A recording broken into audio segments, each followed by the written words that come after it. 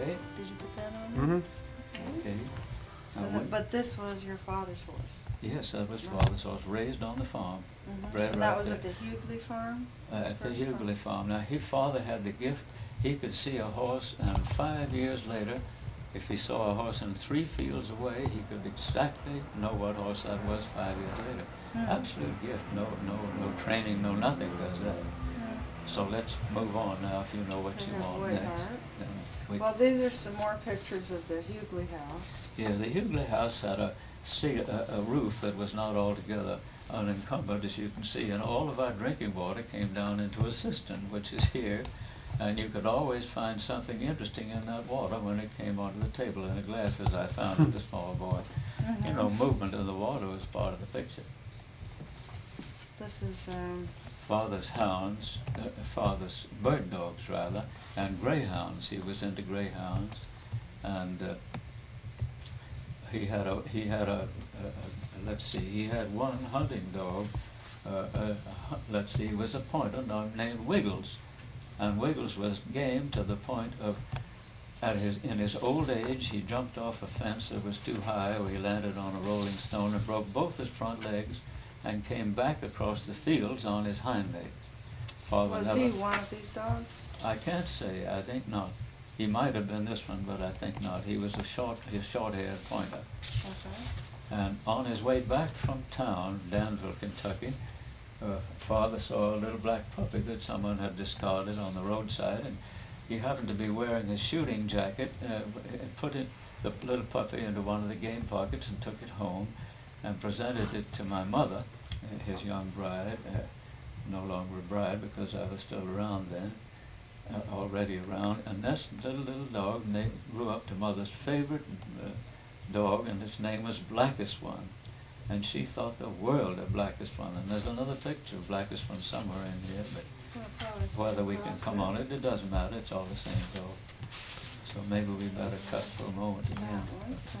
Wait just a minute now, I can't remember the name right offhand. But this was the horse that Father gave Mother, hopefully, and there was no way that Mother could be brought into being either a horse lover or caring for riding on any horse, that one included. That's the way it had to be, and that's the way it remained. I think that's all can be said about that. But you did tell me about the different kinds of grapes that you grew. Those were in Greenwich. I don't think we had a grape arbor like that. I just don't know. Okay. Maybe we did, but they would be Concords, number one, and those lovely little sweet Delaware grapes. And we never made wine out of them. I think it was just not something you could have time for on the farm. What was the purpose of this stone wall being so high around the garden? It seems to have sunflowers in it. There's another picture of it. It also is a very, I don't know if you can see this, Rob, really specialized style of wall that has a diagonal row of stones a dry on rock top. wall, they call it dry. You see, it was all made entirely of flat limestones, raw. See, flat limestones. Yep. That's what the little doggy boys did. And generally it had a combing on the top of just limestones laid at an angle to each other, see? But the purpose of it being so high was they had too many stones to know what to do with them. Was the soil that rocky? Oh my goodness, you couldn't step very far from just being on limestone, that's all. See, it was a I thought limestone. it was river bottom. What was it about the Wait a farm minute that now. was in It was the a river bottom. Big Bend, the bend of the Big Dicks? Father bought, rather, he was given a farm that lay within what was called the Big Bend of the Kentucky River. And on the Big Bend was where he did most of his night fox hunting, he and his friends. And he was looking down into the ravine where the foxes lived and listening, and they could tell, of course, who was ahead.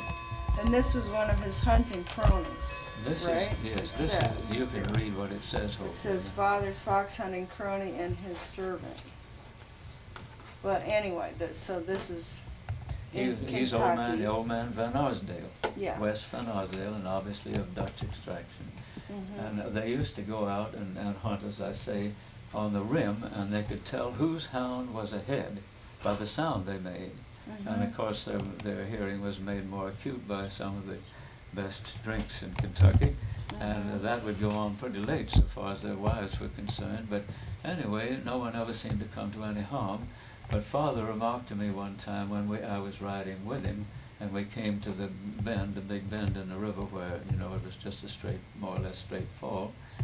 He told me, and I forget what connection it was in, but he said that he would rather ride off over what we are looking down into. He said, I'd rather ride over that any day than to have some damn fool tell me it was there.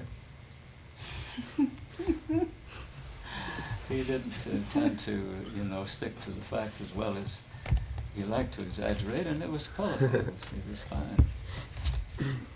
Now we are at a point of cutting again, maybe, Ross, until we get this one was in several pictures, but it's just a I little think black we saw, dog. okay, so, A little black dog later on. do you remember any of the people that are working in these pictures? Make any Yes, comments I about remember the strongest man I think I ever saw, who was a light colored man, a light tan, and his name was Will Gayton. And Will was the one who could put without any apparent effort, put the 200 pounds, you know, sacks right up over his head, and pop them up so that they didn't land on his head. They landed on the floor up above. And of course, the cattle were fed out of silos, just like here, like everywhere else. And what, was it beef cows or a dairy? You no, were milking. No, it was for milking. It was for milking purposes. You remember the breed? I think they were for the most part Jerseys from the color. They were not very much of a mixed breed, and he didn't specialize in cows at all. He did raise steers, and a lot of them were, of course, cows for breeding purposes. We had several bulls who were more or less a constant source of trouble, and they were Jersey bulls, and they had very doubtful, you couldn't rely on whether they were gentle or not.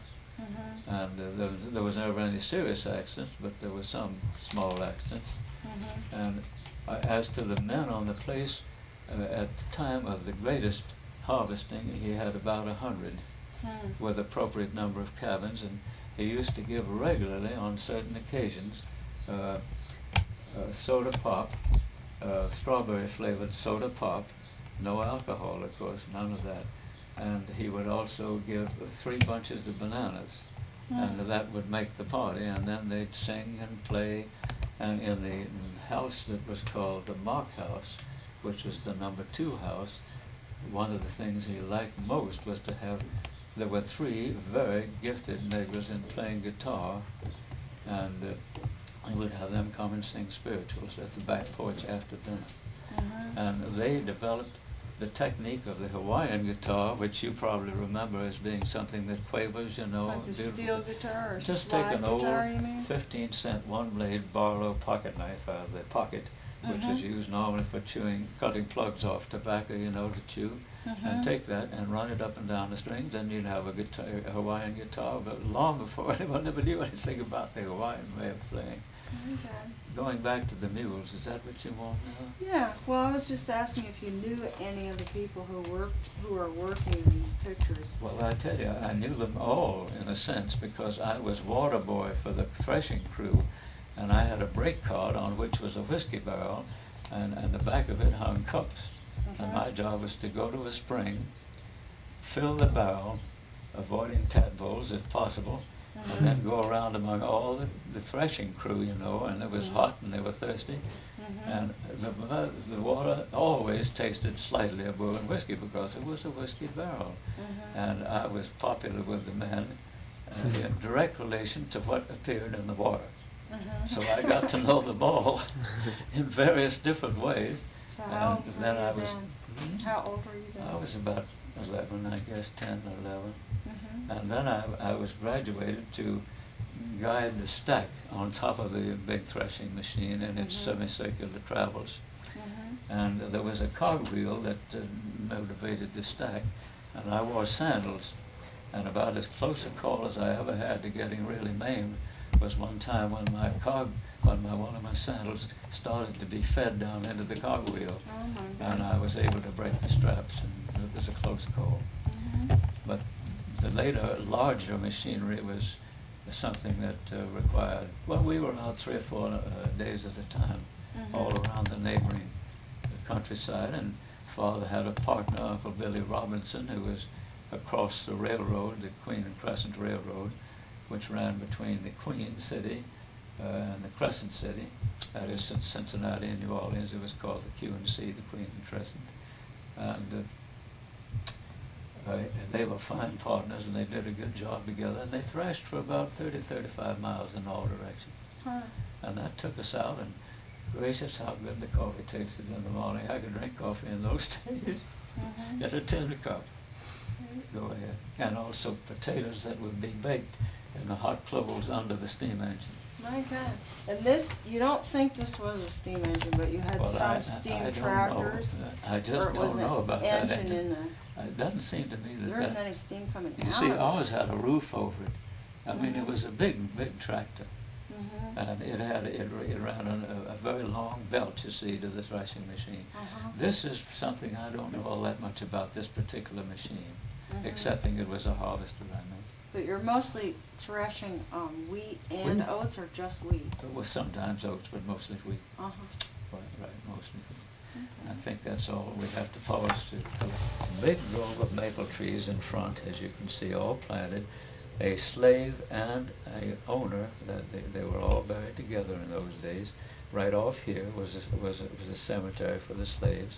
There was a mile and a half long of drive out to the front, where there were two big stone wing walls, and all those miles, rather the mile and a half, was lined with cedar trees. Mhm. And on the left, as you went out, was the creek. I think it never had a name, and it was where those pictures of the picnics were taking place. Oh, okay. And that was right So alongside. Uncle Lunsford, when did you move here? I don't remember the dates, but I think it must have been about 1907 or 8. I was born in 1902, and So it you're must have about been 5 years old. five or 6 years old. It must have been a little bit later than that, because I remember go back in the old house so vividly the things that were there, you know. Mhm. But this was a beautiful house that my father built. Uncle Don, I think, was the basic architecture, but most of it was Father's idea, and it had sleeping porches. And this was a modern house. This was built by him. Built by him. Then in 1905 Right. I would or say, 6 or yeah, something. beginning about 1908 or 1907 or 8, around there. And this is another view of it. And strangely, it burned. After it was sold, it burned the night he died.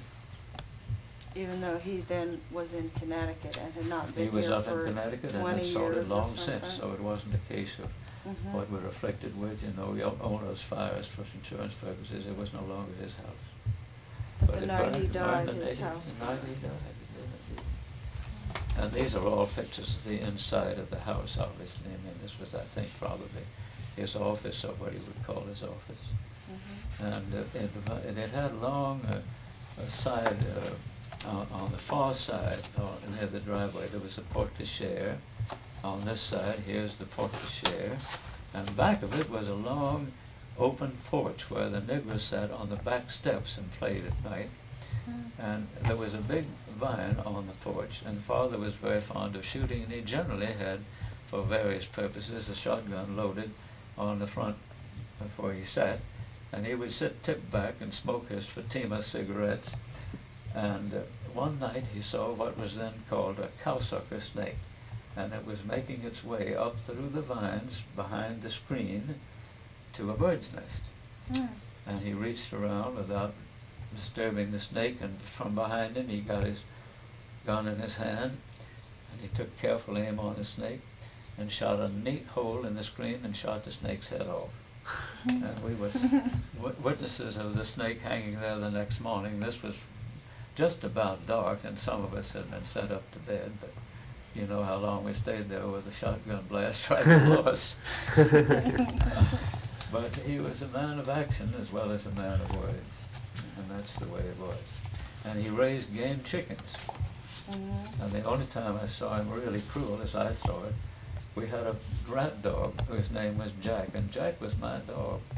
And Jack killed about 14 of his best game chickens one time while Father was away. Those are his fighting cocks, you mean?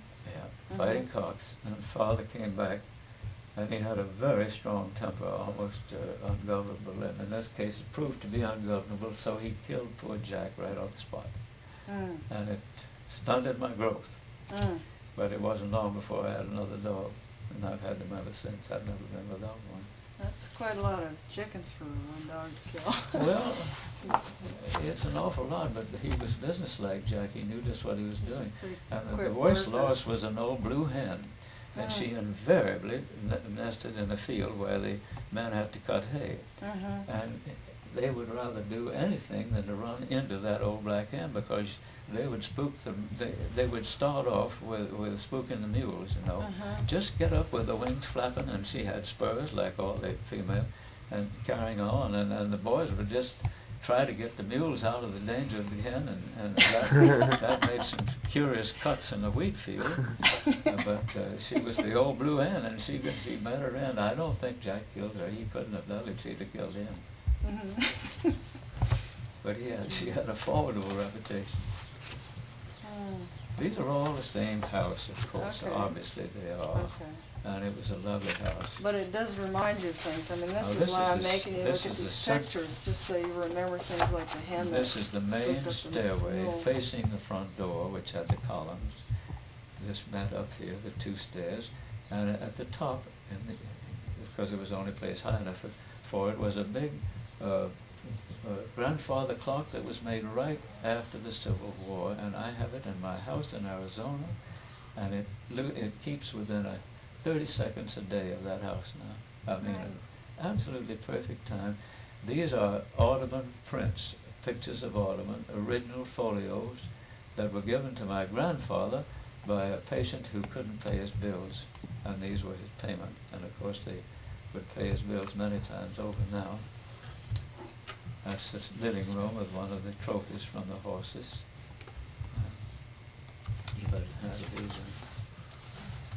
That's the so-called library. Father had mother had a fine collection of Persian rugs, most of which went to my sister Josephine, as did many of the other things. I came out very poorly on the division of the house because I was on the way back from Panama when Father died. And they had divided things up before I got there. But it didn't make much difference to me. That was the sun porch. And this is where the snake lost his head, literally, and porte-cochere. And then back here was the mule barn, the ice house where the pigs sometimes got into trouble. And down the slope was the horse barn, and down where I had to the cow barn, which I had to do the milking. And down below was a little pond, and it was cold enough in Kentucky in those days so that you could cut ice up to about 18 inches thick. My God. Yeah, and there was a big slope, and I had a flexible flyer sled, and Mother disregarded the fact that there was a crust on the ice one time, and we got up to the top of the slope, and down at the bottom was one of those typical southern fences that have rails like that and And held a together snake by barbed fence? wire. And she set me off over the edge of and I went whizzing down.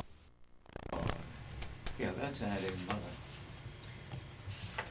Well, if I know these people, then they will have to put these on. Well, the it's rest of easy them. to do.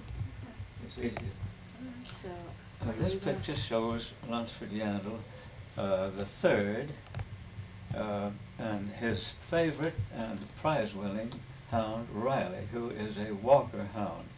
There were two kinds of foxhounds when Father was actively in hunting, and most of them in Kentucky were walkers.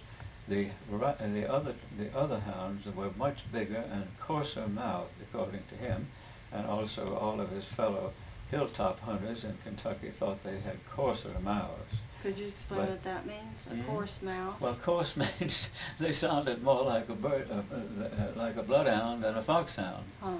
And in other words, So it was there was a deep more and- a musical note that these hounds managed, like a beagle. Uh-huh. So the walker sounded like a beagle, and the other one sounded very much like a bloodhound at times, and that's how they got the name coarse. And the hounds were able to do remarkable things, among them being trained to be absolutely where they were supposed to be in relation to the horses until the first halloo was sounded. Mm-hmm. And then this picture shows the water supply of the house in Greenwich, that is to say the second house in Greenwich, in the background, and Father and Danny Monahan in the rear, and the hounds bunched ready to go down the heavily trafficked road, 5.5 miles into Greenwich in the early morning, Father having told Jeremiah Milbank, who had a great big place right on the post road, a great big place, Milbank had told him that they were being bothered by a red fox. And Father said, "Would you like to be rid of the fox?" And he said, "Yes." And Father said, "I'll take care of it. What morning would be convenient?" And he gave him the morning. And Father said, "I'll come down before I have breakfast. We'll do the job on the fox, and we'll go back. I'll go back and get dressed, and I'll see you on the club train at 9:15. So all of that went off absolutely on schedule.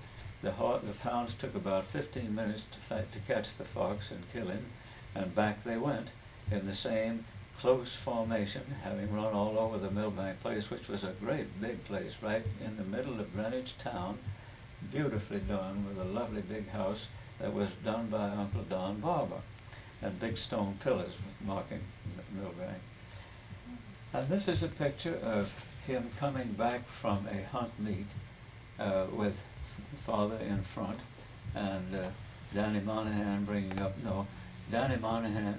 this is the joint master, and I think that's Charles Lanier, as near as I can tell.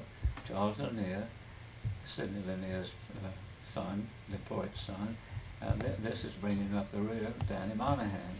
And the same view of the same hounds, but not at the same place. This is off before they were released, or perhaps coming back from the hunt. And these are all walker hounds? Yeah, Father wouldn't have a trigger hound, Mm. and he was skillful at avoiding them. And Did you say something about his listening to hounds? well, they listened on the night? hilltops in Kentucky while keeping warm by two means: one, an open fire, and two, Kentucky bourbon. And they could tell absolutely accurately which hound was ahead by listening to the voices. Mm-hmm. And you go out on foot for that kind of hunting? No, on horseback. The Always on hounds went on horseback. foot. Uh-huh. And they went on horseback, and the favorite place for sitting and listening was on the ramparts above the river hills. Mm. And they were a steep drop down into the Kentucky River. Mm-hmm. And the farm was on a big bend, and it was called the Big Bend. The farm was on a big bend in the Kentucky River. Mm-hmm. And I remember on one occasion being on the rim of the Big Bend's canyon, as it were, and looking down, and Father said thoughtfully to himself, "I'd rather ride over this cliff than have some damn fool tell me it was there." He had his own ways.